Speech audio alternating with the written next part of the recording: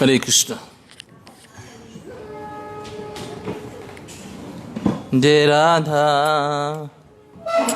माधव कुंज बिहारी।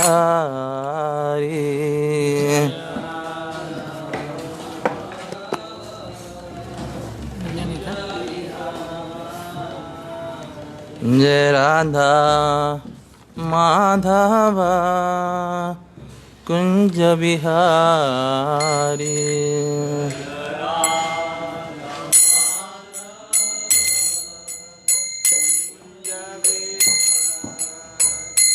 जय गोपीजन वल्लभ गिरिवरधारी।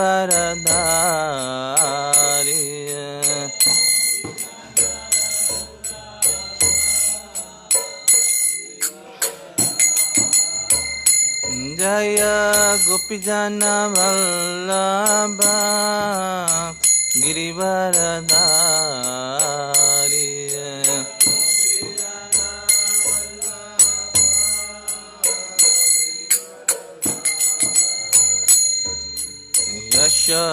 यशोदानंदन ब्रजनरंजन।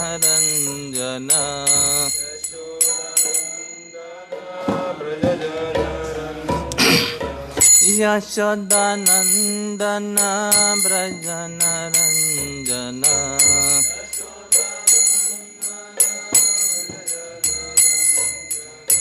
यमुना तीरावनचारी।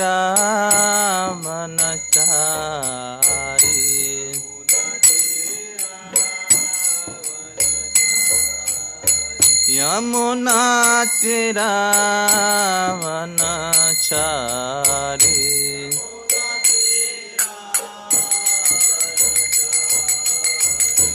जय राधा माधव कुंज बिहारी।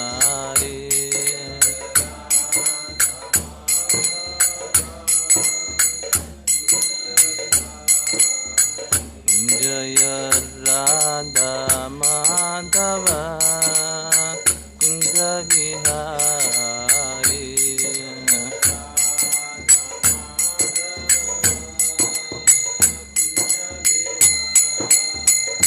जय गोपीजन वल्लभ गिरिवरधारी।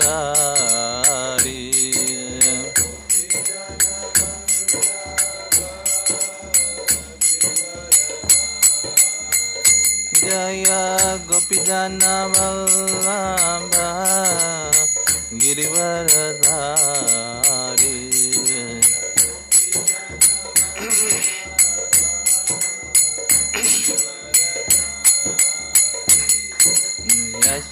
यशोदानंदन ब्रजनरंजन।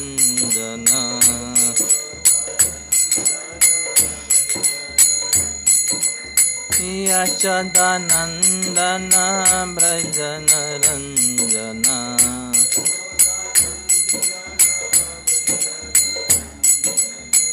यमुना तीरावनचारी।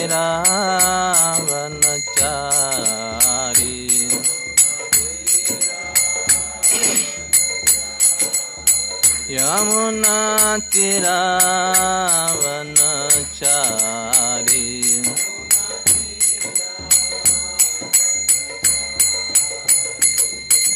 हरे कृष्णा कृष्णा कृष्णा हरे हरे, हरे राम राम राम हरे हरे।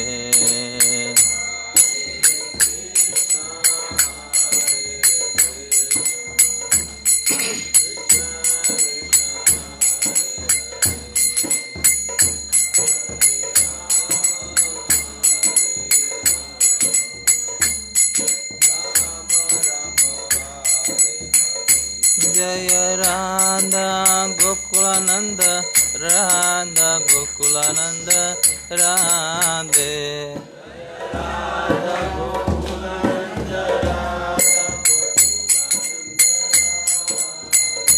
जय जगन्नाथ बलदेवा सुभद्रा जय सुदर्शन।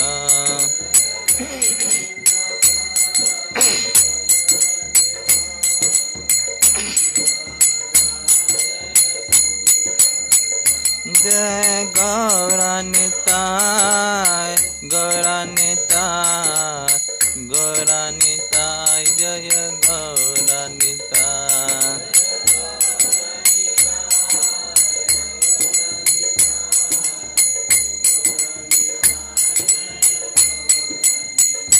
जय जय प्रभुपाद प्रभुपाद प्रभुपाद प्रभुपाद।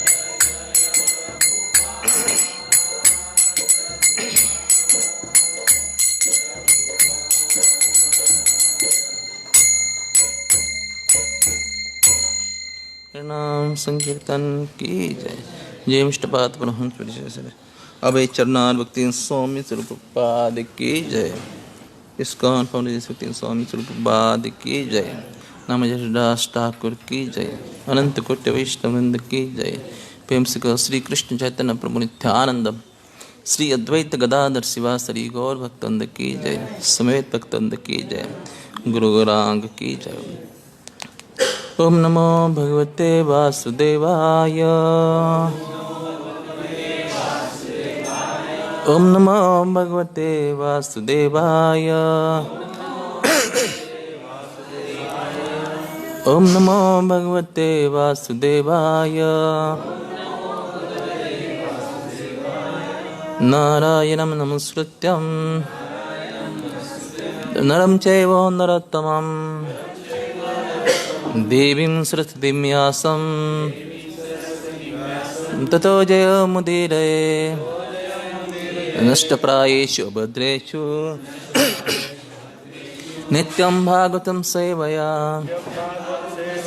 भगवती उत्तम श्लोके भक्तिर्भवति नैष्टिकी। कृष्णाय वासुदेवाय देवकी नंदनाय च नंदगोपकुमाराय गोविंदाय नमो नमः। श्रीमद् भागवतम स्कंद 4 अध्याय 9 और श्लोक संख्या 65 और अध्याय का शीर्षक है ध्रुव महाराज का घर लौटना। उत्तानपाद राजऋषि प्रभावं तनयस्य तं श्रुत्वा दृष्ट्वा अद्भुत तं प्रपदे विस्मयं परम।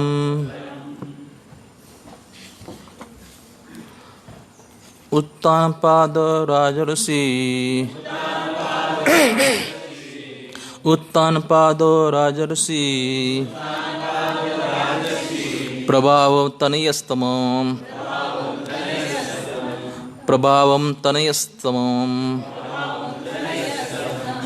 श्रुत्वा दुष्ट अद्भुतं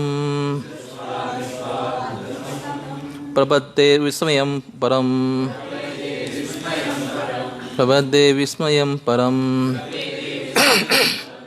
उत्तानपाद राजऋषि प्रभावं तनयस्तम श्रुत्वा दुष्ट अद्भुतं प्रपद्ये विस्मयं परम्।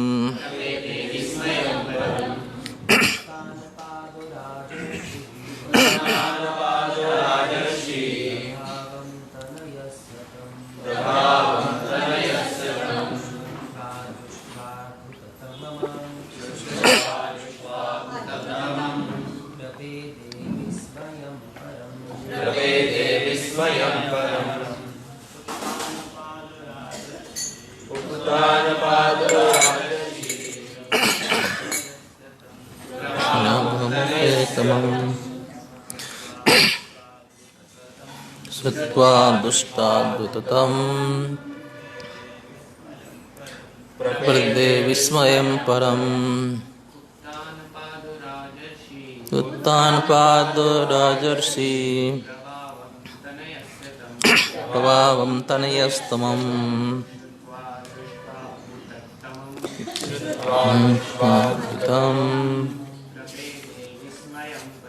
प्रपद्ये विस्मयं परम् मते उत्तानपादराजर्षि प्रभावं तनयस्तमम् दुष्टाद्भुतम् प्रपद्ये विस्मयं परम् उत्तानपादराजर्षि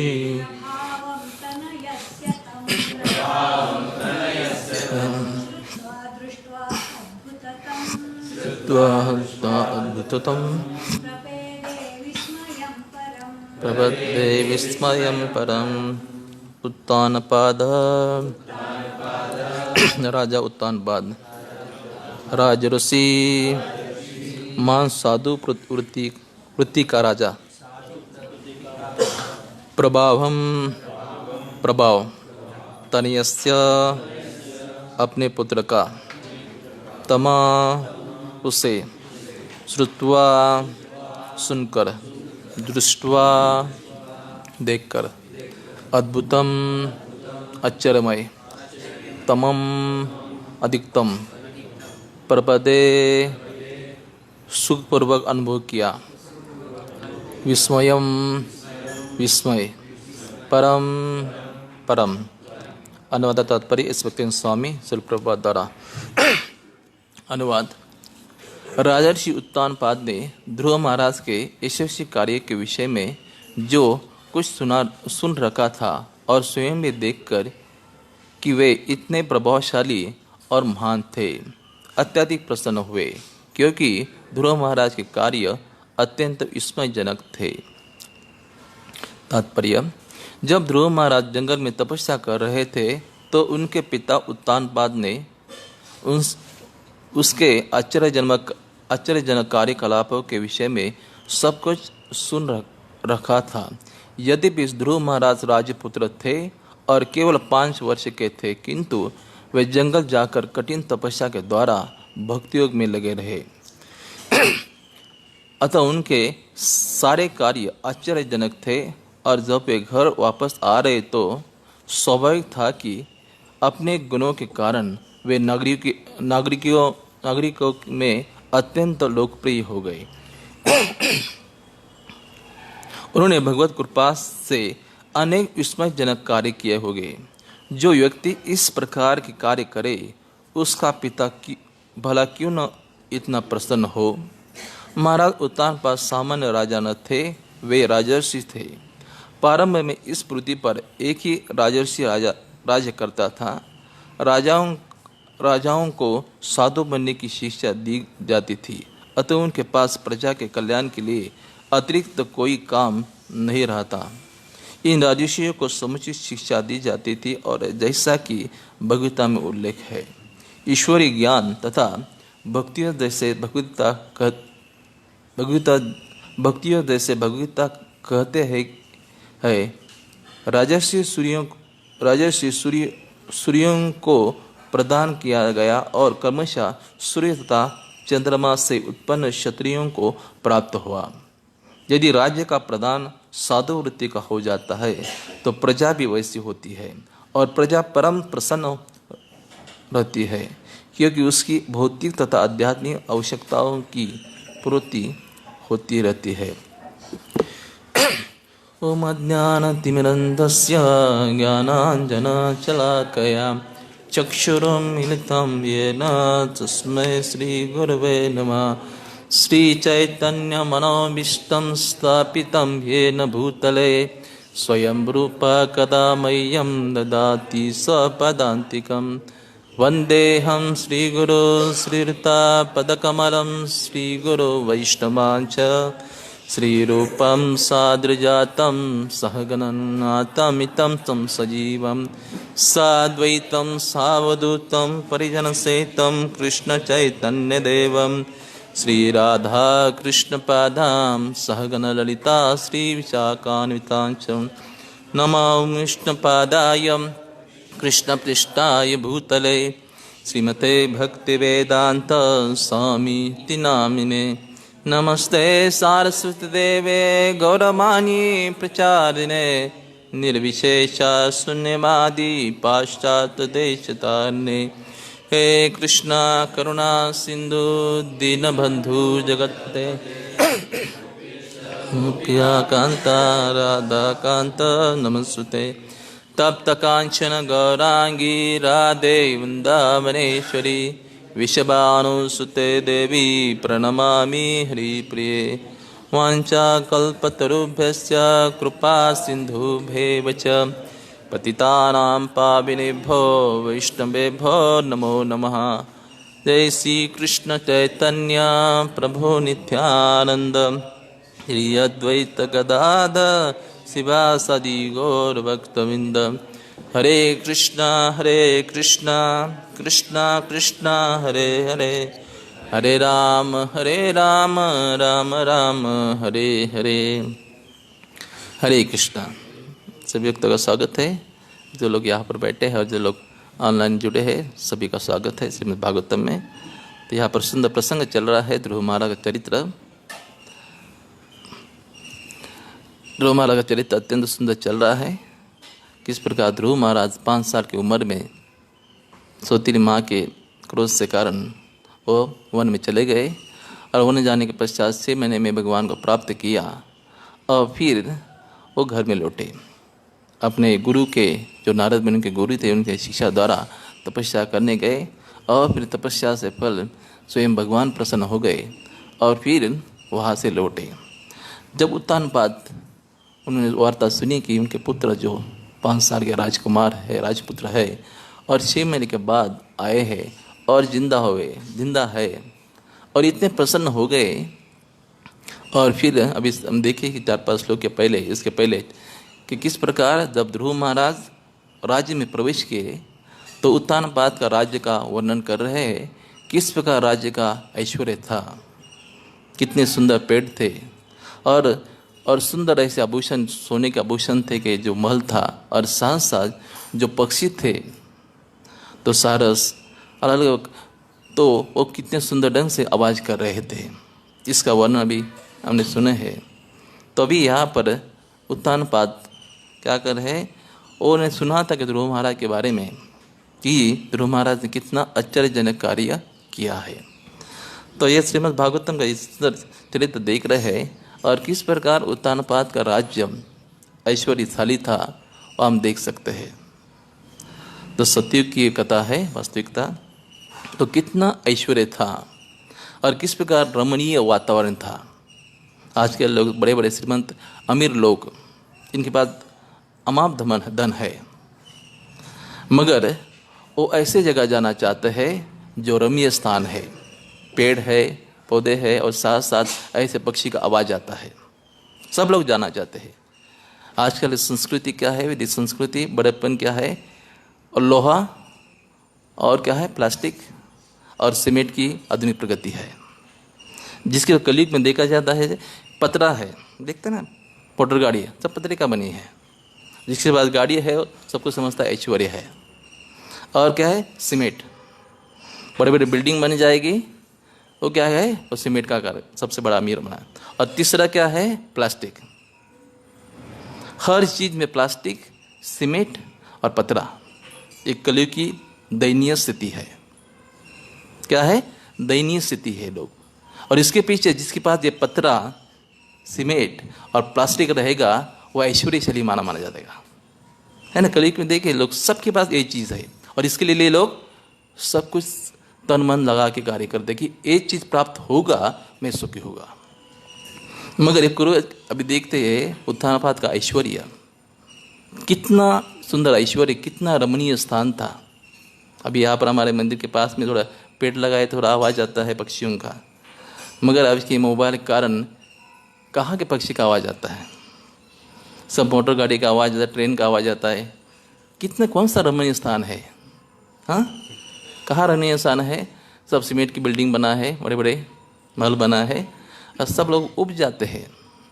बड़े बड़े अमीर लोग, हम लोग बम्बई में थे तो लोग अमीर लोग क्या करते थे, खंडाला जाते थे, और वहाँ पर एक दिन का किराया कितना था, 10,000 रहने का।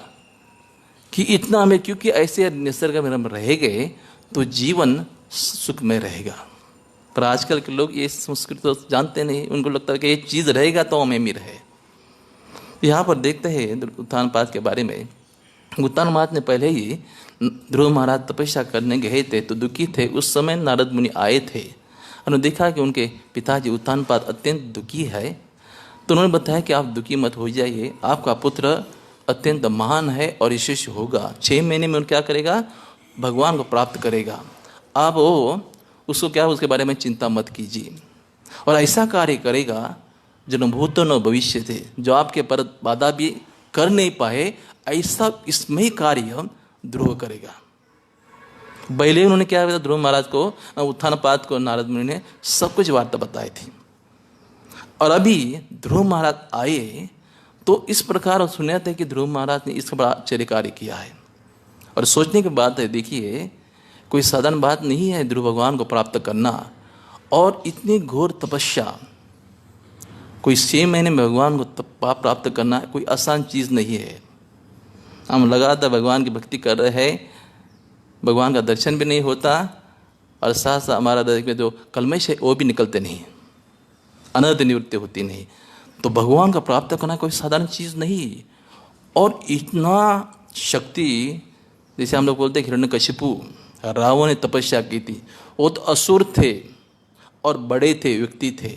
एक 5 साल का बच्चा, इसका इतना कोई शरीर बल भी नहीं था, उसकी बुद्धि विकसित नहीं थी, फिर भी 5 साल का बच्चा 6 महीने में कठोर तपस्या कर रहा है, वो अनमुमकिन है किसी के बारे में समझ नहीं सकते, विस्मय कार्य है।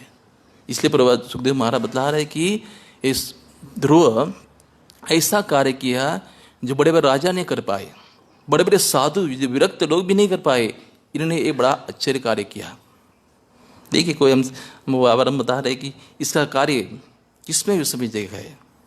हम लोग निर्जला एकादशी जाते हैं तो कितना टेंशन आता है ना। देखते कि जून महीने में निर्जला आने वाली है तो महीने के पहले ही समझते, और उसके पहले ही जब द्वादशी पारायण होता है सब व्यवस्था करके रखते हैं, नींबू पानी लेके आते, नींबू रहते, सब कुछ तैयार सका। जैसे ही ब्रेक हो जाएगा तुरंत टूट जाएंगे।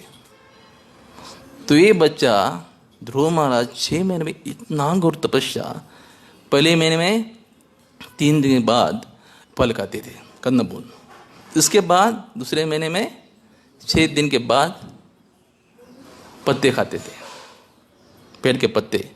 तीसरे महीने में खाली 9 दिन के बाद जल पीते थे। उसके बाद जल भी छोड़ दिया, हवा लिया। उसके 5वें महीने में तो हवा भी बंद किया। तो उसके बाद फिर ब्रह्मांड में हाहाकार हो गया और फिर स्वयं विष्णु प्रकट हो गए। तो ये आश्चर्यकारी विस्मयजनक कार्य है, कोई इस प्रकार का कार्य किया नहीं। हालांकि हम देखते हिरण्यकशिपु इतना शक्तिशाली असुर था, दोनों अपने वो अंगूठी के ऊपर खड़ा होकर दोनों हाथ ऊपर करके भगवान ठीक है ब्रह्मा जी को प्रसन्न किया। और ये छोटा बच्चा इतना शक्तिशाली, इतना विस्मयजनक कार्य किया। और स्वाभाविक सही कि ऐसा बच्चा गुणवान, वो क्या हुआ, अपना पिताजी को अभिमान होगा ही। कोई बच्चा नालायक होता है तो फिर भी बच्चा, आजकल कलयुग के लोग क्या करते हैं, बच्चा सिगरेट फूंकता है, सब कुछ होता है, देखते टॉलर काइट कर दे कॉलर कि मेरा बच्चा देखो क्या करता है। पिक्चर गाना बोलेगा तो बच्चा कितना अच्छा बोलता है, मेरा पिक्चर गाना है ना। तो लोग क्या ऊपर, क्योंकि अपने बच्चे को इतना आसक्त होते हैं और उनको लगता है कि यही सब कुछ चीज़ है। मगर क्या है, ऐसा गुणवान, इतना धर्मपरायण भगवान को प्राप्त किया, स्वाभाविक ऐसे माता पिता का अभिमान तो होगा ही। कोई साधारण बच्चा नहीं, तो भगवान को प्रसन्न किया। तो क्या हुआ, स्वाभाविक रूप से उत्तानपाद प्रसन्न थे। और उत्तानपाद राजा कोई साधारण राजा नहीं थे, राजर्षि थे। क्या है, राजा में ऋषि थे। राजा में ऋषि होना अत्यंत बड़ी बात है। आज के लोग क्या, दो प्रकार का राजा होते हैं। एक राजा ऋषि होते हैं, राज के भोग करने वाले। क्या है? राज के भोग करने वाले राजा। राजा किस लिए बनते हैं? राज्य का भोग करे। मगर राजर्षि क्या होता है? वो इस प्रकार राज्य करता है कि प्रजा को संतुष्ट करे, कोई उसका कोई स्वार्थ नहीं, और ऋषि बनता है, वैरागी होता है, ऐसा धर्म परायण। तो इस प्रकार ये राजर्षि रुदि से। तो यहाँ पर प्रभातात्मा सुंदर ढंग से वर्णन कर रहे हैं कि जब ध्रुव महाराज उनके पास आ गए तो क्या कर रहे? तो उनका उत्थान बात और साफ साफ सब कुछ जो नागरिक प्रजा थी अत्यंत प्रसन्न हो गई। क्यों? कि ध्रुव के अच्छे गुणों को आकर्षित होकर सब लोग प्रभावित हो गए। देखिए क्या गुण थे। कोई था उनके पास सोने की चेन थी, कभी BMW था उनके पास, लाया था? कुछ नहीं, खाली भगवान को प्रसन्न किया, पूरा प्रजा, पूरा समाज आकर्षित हो गया। सिर्फ प्रभुपाद का उदाहरण देखिए, कोई 70 साल के आदमी के ऊपर कोई आकर्षित होगा? हाँ, तरुण स्त्रियां आकर्षित होगी, तरुण पुरुष आकर्षित होगा। कहा जाता है कि अमेरिका से उस समय 30 साल के बाद, उसकी उम्र 30 साल हो गई है, उसका कोई, उस समय प्रभुपाद गए थे अमेरिका में, जब जिसकी उम्र 30 साल हो गई उसका कोई आदमी बात सुनता नहीं था उस जमाने में।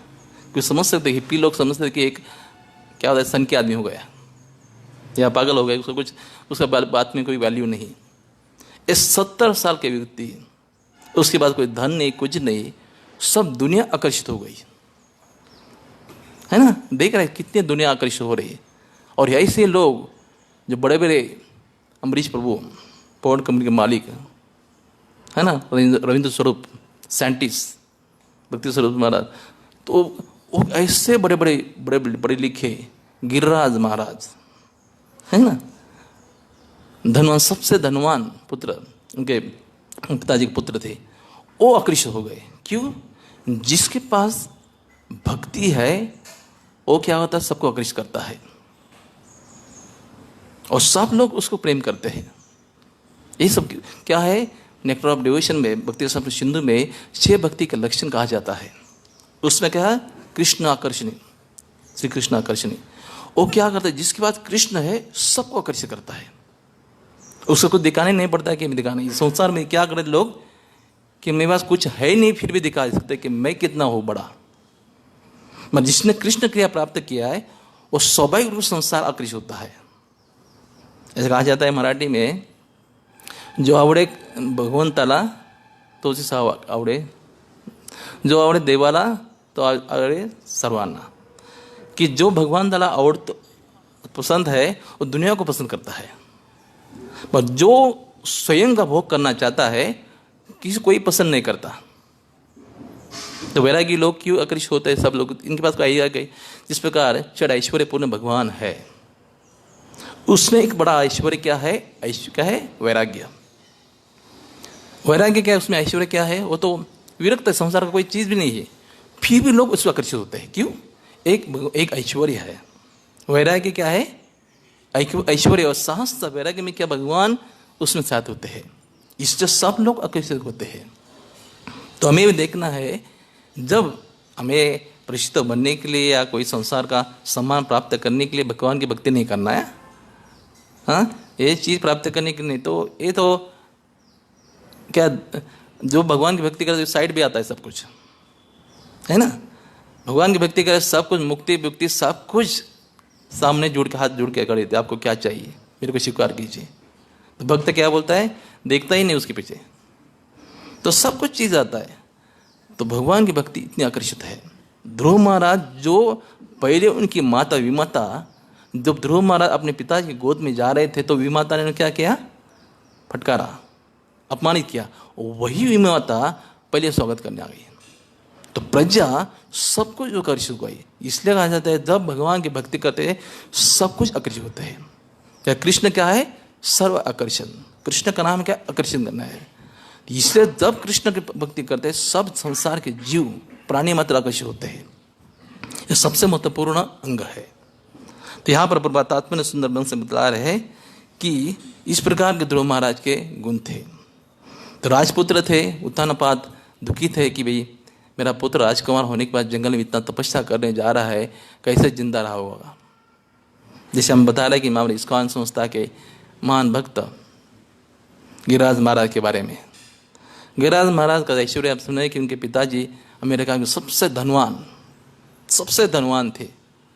जब वो ब्रह्मचारी बने हुए तो उनके पिताजी ने प्रभात को बोला कि मेरे बच्चे को पागल बना के आपने लेके आए, तो आपको धन की कमी है तो मैं धन देता हूँ। और उन्होंने देखा कि ध्रुव गिरिराज उनका छोटा बच्चा इतना प्रेमी कि जीव मंदिर के लिए इतना झगड़ रहा है।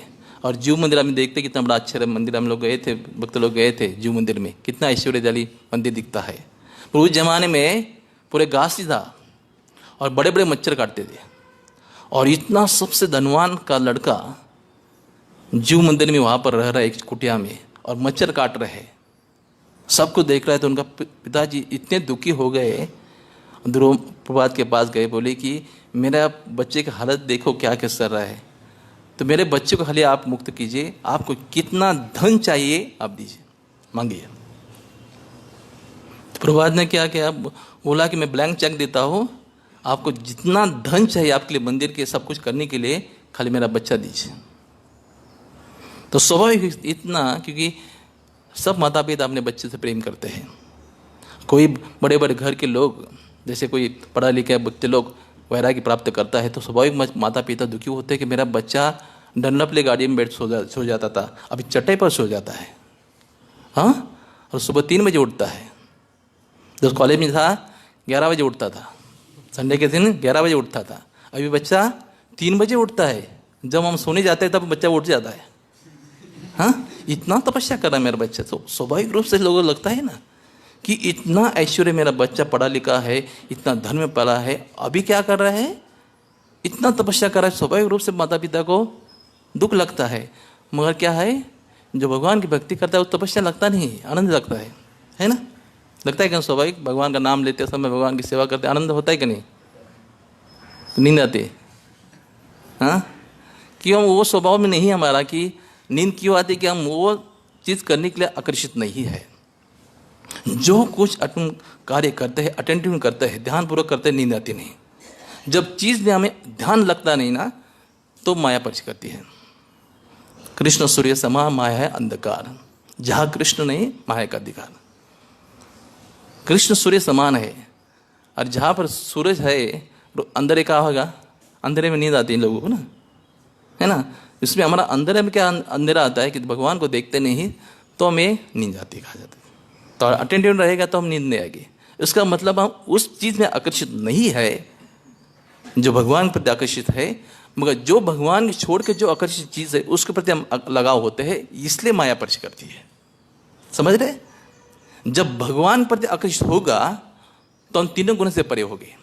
जब समझते हैं कि भगवान से ज़्यादा कोई चीज़ मौल्यवान है, तब माया पकड़ती है हमें। यह अत्यंत महत्वपूर्ण है। जब हम भगवान का जप करते हैं, उसका मतलब हम ध्यान देते नहीं कि भगवान का नाम स्वयं भगवान है, भगवान की सेवा, भगवान का दर्शन ले रहे। कभी ऐसा सुना है कि हम कोई गुलाब जामुन खा रहा है और कोई सोया है, कोई रसगुल्ला जिब पे रखा है और कोई सोने जा रहा है? होगा तो ये बहुत महान महात्मा होगा, उसका भागवतम में वर्णन आएगा। कोई नहीं ऐसा करता है। उसका मतलब क्या है कि हम इस चीज़ के प्रति आकर्षित है, मगर भगवान के प्रति आकर्षित नहीं, इसलिए इस प्रकार का हमारा रोग लगता है। स्वाभाविक दिखते आदमी का इस प्रकार आकर्षण, क्योंकि इस स्वाभाविक आदमी का निरीक्षण समझते कि हम किस स्तर पर है। कोई बताने की जरूरत नहीं कि हम वो जागो उठो, बोलने की जरूरत नहीं कि हम हमारा समझते कि हम किस स्तर पर है। तो इस स्वाभाविक रूप से है कि ध्रुव महाराज का ये सुंदर आकर्षण सब प्रजा को आकर्षित कर रहे थे। तो यहाँ पर प्रभातात्मा ने सुंदर ढंग से वर्णन कर रहे हैं उत्तानपाद का, राजा का वर्णन। राजा उत्तानपाद अत्यंत धर्मपरायण थे और साथ साथ राजर्षि थे। और राजर्षि होने के कारण वो क्या कहा, प्रजा को सुंदर ढंग से सेवा कर रहे थे। तो प्रभातात्मा सुंदर ढंग से वर्णन कर रहे हैं कि राजा को जो ईश्वरीय ज्ञान को देना अत्यंत मौल्यवान है।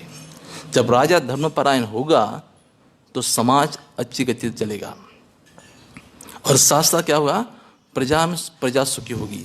अन्यथा क्योंकि ये ईश्वरीय ज्ञान है, भगवद्गीता और श्रीमद् भागवतम का ज्ञान कोई असुरी लोगों के लिए नहीं है, जो सामान्य लोगों के लिए नहीं है। जब राजा धर्मपरायण होगा, संपूर्ण समाज भक्ति मार्ग में लग सकता है। जैसे कहा जाए, इतिहास में कहा जाता है कि राजा अशोक, वो क्या था, एक भगवान का महान देव, बुद्ध ने उसका, उन्होंने क्या किया, बुद्ध धर्म स्वीकार किया। तो क्या किया, सब प्रजा बुद्ध बन गई, है ना, बौद्ध बन गई। तब राजा इस प्रकार का धर्म परायण होगा तो क्या होगा, पूरा समाज, सब प्रजा धर्म परायण होगी। इसलिए सबसे अनिवार्य क्या है कि ये ज्ञान किसको देना है, राजा को देना है। तो राजा क्या होगा, सब समाज का उद्धार कर सकता है। यही ज्ञान भगवान श्री कृष्ण अर्जुन को चौथे अध्याय में दिलाते हैं। तो ये ज्ञान क्या है, ईश्वरीय ज्ञान। तो भगवान श्री कृष्ण अर्जुन को बोलते हैं ज्ञान कब मैं बताया, ये सूर्यदेव को बताया। कब बोलते हैं कि इमं विवस्वते योगम प्रोक्तहम अव्ययम युवस्वाम परम पावम मनुष्या कवि पे। इसलिए बोलते हैं कि ज्ञान पहले मैं क्या, विवस्वान सूर्यदेव को दिया, और सूर्यदेव ने क्या किया, विवस्वान सूर्यदेव ने क्या किया, ईशा को राजा को दिया। तो इस परंपरा से क्या हुआ, एक ज्ञान आया। तो बड़े श्रेष्ठ व्यक्ति को ये ईश्वरीय ज्ञान देना चाहिए। तो लोग समझते हैं क्या था, हम लोग पुस्तक वितरण करने जाते हैं, लोग और समझते हैं गीता पढ़ना, भगवत पढ़ना, ये तो क्या है, सब वैराग्य हो जाएगा। तो हमें तो अभी भोग करना है संसार का, ये तो क्या हमें संसार विरक्त करना चाहते हैं। नहीं, ये तो संसार में किस प्रकार सुखी रहे, और संसार में सुखी रह के जब शरीर समय छोड़ने का समय होगा किस प्रकार भगवत धाम जाए, ये गीता में बतलाती है। लोग एक मालूम नहीं, लोग समझते हैं क्योंकि उनका इतना पर्याप्त ज्ञान नहीं है, आध्यात्मिक ज्ञान नहीं है, इसलिए कोई अपना तर्क देखते हैं। देख ज्ञात भगवता क्या तो पुरानी हो गई है, 5000 साल पूर्व भगवान ने अर्जुन को गीता है, मेरे तो अभी मालूम नहीं, और मेरे को क्या जरूरत है, मैं तो सुखी हो। मगर एक गीता बड़े बुद्धिमान आदमी के लिए ये महत्वपूर्ण ज्ञान है। अनपढ़ लोग तो क्या था है, क्या समझते मेरा आज का खाना मिला है, कल का मिलेगा क्या, और अपना ही समझता, अपना परिवार, अपना सब। जो बुद्धिमान आदमी है वो समझता है अरे संसार में सब कुछ मिला है, मगर किस प्रकार प्रजा को संतुष्ट करे और साथ साथ मेरा जीवन भी सार्थक हो जाए। इसलिए क्या करता है ऐसे ज्ञान, क्योंकि ये परम ज्ञान है, दिव्य ज्ञान है, राज विद्या राजगुह्यम पवित्रम उत्तम, ये राज विद्या है, सबसे महान विद्या है। और ये ज्ञान जब राजर्षि और राजा को मिलेगा तब प्रजा को संतुष्ट कर सकता है। आज के लोग क्या करते हैं, राजर्षि नहीं है, राज्य भोगने के लिए प्रयास करते हैं। राजा किस लिए करते हैं, राजा बनते हैं राजभोग मिले। हमारे प्रभु जी बोल रहे हैं कि राजभोग मिले, है ना, जब पहला भोग आए तो हमें मिले, है क्या नहीं। तो ये करने के लिए राज्य करते हैं, ये राज्य भोगी है, हाँ? राजर्षि नहीं, राज्य भोगी, राजा का भोग, राज्य का ऐसा भोग करे इसलिए राजा बनना है। प्रजा के बारे में, किसी के बारे में, उनके बारे में चिंता ही नहीं है, राजभोग मिले मेरा जीवन सफल हो जाए। तो ये नैतिकता है। जैसे दुर्योधन क्या कर रहा था, वो बोल रहा था, युधिष्ठिर हमारा 5 पांडवों को बोल रहा था कि एक सुई की नोक पर जितनी जमीन है उसको मैं देगा नहीं, और सुई की नोक पर जितनी जमीन, उसका पूरा जगत क्या करने के लिए, मेरे भोग के लिए बना है। मैं बना किस लिए आया हूं, राज्य का भोग करने के लिए। इसलिए एक सुई की नोक के लिए भी दूसरे को भोग करने के लिए देगा नहीं। मैं सबका जो सुई की नोक पर जितनी जमीन है उसका भी मेरा अधिकार है, उसका भी मैं भोग करूंगा। ये असुर वृत्ति है ना। ऐसे लोग कलयुग में तो सब श्राद्ध देखा जाता है ना। इलेक्शन आता है तो पैसा जनता को देते हैं, और क्या करने के लिए, एक बार राजा बनेगा तो प्रजा को पीस लेंगे। जैसे गन्ना जूस पीसते हैं ना, जितना जूस निकलेगा उतना ही पीसते हैं, जिससे वैसे प्रजा को पीसते लोग। और एक बार वो जानते हैं कि एक बार मैं राजा बनूंगा ना, देखूंगा, और फिर आते ही नहीं घूमते।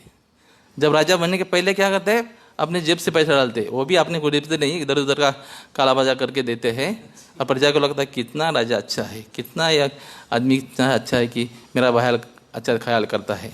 मगर एक बार कुर्सी पर बैठ गया, जितना खाया उससे डबल खाएगा वो, जितना दिए ना वो डबल तिबल खाएगा वो, प्रजा को मालूम नहीं है। तो ये सबसे संस्कृति, इसलिए प्रजा को विवेकवान होना चाहिए, बुद्धिमान होना चाहिए, तब क्या होगा, समाज अच्छी तरीके चलेगा। तो अभी आजकल की स्थिति इस प्रकार के, तो राजर्षि रुचि होगा, राजा होगा तो प्रजा संतुष्ट होगी। ऐसा कहा जाए नीति शास्त्र में, चाणक्य पंडित में ऐसे बता है कि जब राजा, मनुस्मृति में बतला है कि राजा जब धर्मपरायण होगा, जो प्रजा धर्मपरायण होती है तो उसका 1/6 जो पुण्य राजा को मिलता है। तो उसका मतलब राजा को इतना पुण्य प्राप्त होता है। मगर राजा धर्मपरायण नहीं होगा और साथ साथ जब प्रजा अधर्म कार्य करेगी तो क्या होगा, सब राजा, जब प्रजा का जो पाप है राजा को भोगना पड़ेगा। आजकल के कलयुग के जो राजा बने हैं ये ज्ञान ही नहीं, उनको इतना ज्ञान होता तो कोई कुर्सी पर बैठेगा नहीं, कोई बैठेगा। प्रजा सब अधर्मी बनाए हैं और वो खुद बनेगा तो फिर क्या होता, खुद भी वो पाप कर रहा है। और थोड़ा प्रजा कितना है, हमारे जनरल लोक संख्या कितने हैं, 134 करोड़ ना, 40 करोड़, 140 करोड़। इतना प्रजा, कोई धर्म परायण, आप जैसे लोग पुण्यात्मा है, थोड़ा पुण्य कर रहे हैं तो राजा को पुण्य मिलेगा। मगर साधारण से लोग पाप कर्म कर रहे हैं, राजा को उनको भोगना पड़ेगा, उसको नरक में जाना पड़ेगा। तो कितना दायित्व बड़ा है। जो कहा जाता है कि जो माता पिता बच्चों को संस्कार अच्छा नहीं देते, लोग क्या करते हैं, उसको माता पिता डांटते हैं, बच्चे को डांटते नहीं। क्यों बोलते हैं कि माता पिता ही अच्छे नहीं है, क्योंकि माता पिता का स्वभाव क्या है, इस प्रकार होगा तो बच्चा इसलिए। तो राजा ठीक नहीं होगा तो क्या होते हैं, राजा को गाली देंगे लोग, तो सब कुछ पाप राजा को उड़ जाता है। तो यहाँ पर धर्मपरायण राजा होगा तो समाज अच्छी चलेगा। लोग बोलते हैं कि नहीं कैसा चलेगा।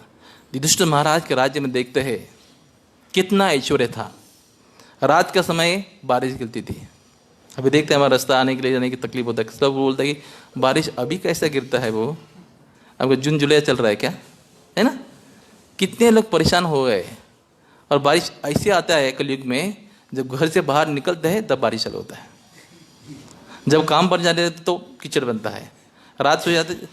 एक कलयुग का लक्षण, क्योंकि प्रजा इस प्रकार का पाप कर्म करती है, उसका परिणाम सबको बोल कार्य करना होता है। और राजा भी इस प्रकार का पाप कर्म करता है तो प्रजा को भोगना पड़ता है। ये सबको महत्वपूर्ण है। युधिष्ठिर महाराज के समय रात का समय बारिश गिरती थी और इतना ऐश्वर्य था कि जो पहाड़ थे, जो समुद्र थे, पूरा खनिज देते थे, मूल्यवान चीज प्रदान करते थे। कोई प्रजा असंतुष्ट नहीं थी। क्यों? राजा धर्मपरायण थे। युधिष्ठिर महाराज कभी नहीं चाहते कि मैं राजा बनूं। जब महाभारत का युद्ध हो गया 67 करोड़ आदमी मर गए। ऐसा कहा जाता है कि 1 अरब 67 करोड़ 20 लाख को लोगों के जीवन का अस्त व्यस्त हो गए। 1 अरब 67 करोड़ और 20,000 लोगों का जीवन अस्त व्यस्त हुआ था। तो उस समय युधिष्ठिर महाराज सोच रहे थे कि मैं एक राजा बनने के लिए इतना लोगों का बलि देना पड़ा। ये ऐसा राज्य किस लिए चाहिए? इतना लोगों का हत्या करने का मैं रिस्पॉन्सिबिलिटी हो, जवाबदार हो, तो मैं कुर्सी पर नहीं बैठूंगा। आज के लोग क्या करते हैं, किसी के पैर पर नहीं, सिर पर पैर रख के खड़ा हो नहीं चाहते हैं कुर्सी पर, है ना। ये धर्मपरायण राजा थे और धर्म युद्ध था। अनित्य थे, कुछ कार्य नहीं किया। युधिष्ठिर महाराज की भी रात को समय बॉम्ब डाला और राजा बन गया, ऐसा नहीं था। धर्मपरायण युद्ध चल रहा था। तब भी बाद में वो क्या हो रहे, राजा बनने की तैयार नहीं। 5 पांडव बोल रहे, भगवान स्वयं बोला, अरे युधिष्ठिर क्या कर रहे हैं, इतना संहार मैं आपके लिए राजा बनने के लिए कर रहा था, आपने क्या कर रहे हैं, कुर्सी बैठने तैयार नहीं। तो देखिए ऐसे राजा ऋषि, तब क्या होगा समाज में। प्रभातात्मा ने लास्ट लाइन में बोलते हैं कैसी रहेगी, भौतिक और आध्यात्मिक सब कुछ सुविधा प्रदान करेगी। लोग डर जाते हैं राजा धर्मपरायण होगा तो प्रजा के लिए क्या खाएंगे। जब राजा धर्मपरायण होगा और प्रजा को आध्यात्मिक कार्य में लग जाएगा ना, भगवान सब कुछ व्यवस्था करते हैं। यह अत्यंत महत्वपूर्ण है। जब भगवान की शरण ले तो भगवान की कमी होता है क्या? सब कुछ प्रदान कर सकता है, मगर राजा है धर्मपरायण नहीं, और प्रजा को किस प्रकार सुखी कर सकता है। तो इसलिए हमें अभी प्रजा को, हर व्यक्ति को इस प्रकार धर्म हो रहा होगा तो क्या और राजा भी अच्छा संतुष्ट चल सकता है ना। समाज में देखते ही लोग अशांत है, हर चीज़ के प्रति, हर एक चीज़ प्राप्त करने के लिए कितना संघर्ष करना पड़ता है। फिर भी हमारे देश के थोड़ा राजा है, थोड़ा पर वैराग्य माना जाता है, तो धर्मपरायण है, इसलिए भारत देश में भी चल रहा है ठीक। राम भूमि हो गए, भगवान राम का मंदिर चल रहा है, थोड़ा धर्म आध्यात्मिक कार्य सही ढंग से कर रहे हैं, इसलिए थोड़ा भारत देश में थोड़ा ठीक चल रहा है। और दुनिया के सब लोग आकर्षित हो रहे हैं कि भारत भूमि इतना पुण्यात्मा है और पुण्य भूमि है, धर्मपरायण संस्कृति है, यहाँ पर सब दुनिया के लोग आकर्षित हो रहे हैं। कौन चाहता है कि ऐसे देश में, इतना गरीब देश माना जाता है बुद्धि दृष्टि से, मगर इतनी संस्कृति है, सब आकर्षित है। इसलिए धर्मपरायण जब भगवान का भक्त होगा सबको आकर्षित कर सकता है। जैसे अमरीश प्रभु पोर्ट कंपनी मालिक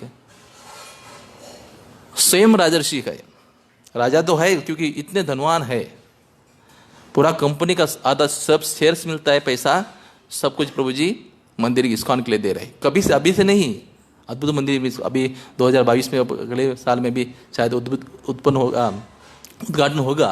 इसके लिए नहीं, जब प्रभात थे उस समय उन्होंने अपना ध्यान देते रहे, तो कोई भोग करने की इच्छा नहीं। तो ऐसे लोग विरक्त हो गए कि अपने सब कुछ ऐश्वर्य होने के पश्चात भी सब कुछ देने लगे। तो एक बार हम लोग उनका इंटरव्यू देख सुन रहे थे, अमरीश प्रभु का और उनकी पत्नी माता जी वैजयंती माता को करना था, तो भी PhD डॉक्टरेट किया उन्होंने, बंगाल के।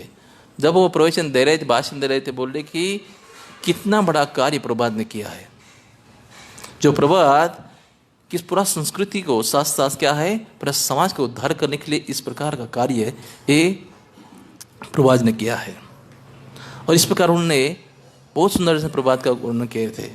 इतने धनवान, इतने पढ़े लिखे जो माता जी थी उनकी पत्नी टू जी, तो वो इतने आकर्षित हो गई प्रभात का जो कार्य देखे।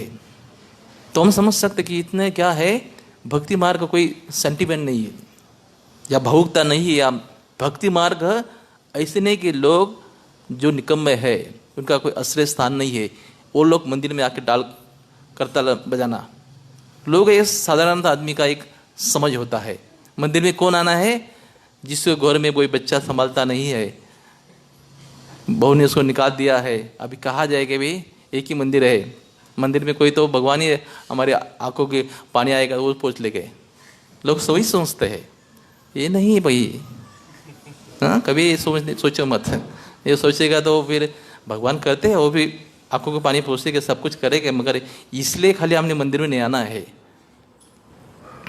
हमारा उद्धार करना है और फिर हमारा सब लोगों का उद्धार करना है। इसलिए ज्ञान है, ये परम ज्ञान है कि राज्य विद्या राज्य गुह्यम। और क्या है ज्ञान विज्ञान, ये क्या है, मोबाइल कैसा बनाना, कंप्यूटर कैसा चलाना, विज्ञान नहीं है, ये तो जड़ विद्या है। क्या है सबसे बड़ा विज्ञान, क्या है भक्ति योग, ये राजर्षि लोगों को देने के लिए। और समाज इसलिए सुखी बन सकता है, जहाँ पर धर्मपरायण राज्य है, अच्छी संस्कृति है, सब समाज सुखी होगा। और इस श्रीमद् भागवतम में बतलाता है ऐसे रुचि। आज के कलयुग का क्या है समाज, बताए कि लोहा सीमेंट और क्या है, कोई प्लास्टिक यूज नहीं करता ना। जब हम किसी के भक्त के घर पे जाते हैं, भक्त लोग प्लेट निकालना ना चाहते, माता लोग भी नहीं चाहता, क्योंकि प्रभु जी जाएंगे प्रसाद ले गए और हमें प्लेट धोना पड़ेगा। उसके अच्छा क्या है, प्लास्टिक का पत्रा लेके आएंगे और गरम गरम उसमें सांभर डालेंगे, गरम गरम स्वीट डालेंगे और प्रभु जी बोलेंगे प्रभु जी प्रेम से खाइए। क्या है, कभी नहीं करना चाहिए। और प्लास्टिक में कोई गरम चीज डाले तो क्या होगा, प्रभु जी का सत्यानाश होगा, है क्या नहीं? कभी ये समझना है, क्योंकि प्लेट धोने के लिए तकलीफ हो रहा है, उसके में तो प्लास्टिक का पत्थर लेके आएंगे और खाएंगे, वो उठा भी नहीं आएगा, कहा उसमें डाल गिरेगा तो पूरा बाहर आएगी। ऐसा नहीं, कम से कम वो कभी भक्तों को बोला कम से कम अच्छा प्रसाद खिलाना चाहिए। ऐसा कहा जाए गृहस्थ को वैरागी को घर पे बुलाना चाहिए, अच्छा प्रसाद खिलाना चाहिए। और वैरागी को क्या करना चाहिए? कभी दबा के नहीं खाना चाहिए, थोड़ा ही खाना चाहिए उनको प्रसन्न करने के लिए। दो चीज़ व्यक्त है, भक्त गृहस्थ को वैरागी घर पे बुलाना चाहिए, खिलाना चाहिए, और वैरागी को जाना चाहिए, कुछ ज़्यादा खाना नहीं, थोड़ा ही खाना चाहिए। अभी आज उल्टा है, गृहस्थ खिलाना नहीं चाहते और भक्त लोग, वैरागी लोग, भक्त नहीं, भक्त लोग ज़्यादा खाना चाहते हैं, तो दब अलग। और कभी इस प्रकार प्लास्टिक खाएंगे, और भक्त लोग हम बोलते कभी प्लास्टिक में कोई सांभर गर्म है, सब्जी है, स्वीट है, उसमें डालेगा तो क्या होगा? पूरा प्लास्टिक मुंह में डालेगा, तो उतना ही तकलीफ हो रहा है। कभी किसी को प्लेट धोने के भी माता प्रभु जी लोग जाके घर पे जा प्रसाद खा के जाएंगे तो हमारा प्लेट धोना पड़ेगा, इससे अच्छा प्लास्टिक देगा, वो नहीं करना चाहिए। ये प्लास्टिक का जमाना, इसलिए कलयुग में सबके पास जो प्लास्टिक, हर चीज में प्लास्टिक है, और इसको भी ऐश्वर्यशाली लोग मानते हैं। तो ये समाज, क्योंकि ये भगवान ईश्वरीय जीवन होने के कारण, समाज होने के कारण इसके प्रति लोग आकर्षित हो रहे हैं। तो हमें इस संस्कृति को, जो श्रीमद् भागवतम संस्कृति, उसका हम आचरण करना चाहिए, तब किस प्रकार राम राज्य आएगा, पूरा समाज सुखी हो सकता है। हरे कृष्णा कृष्णा कृष्णा हरे हरे, हरे राम राम राम हरे हरे। किसी का टीका टिप्पणी प्रश्न है तो कर सकते हैं। श्रीमद् भागवतम की जय।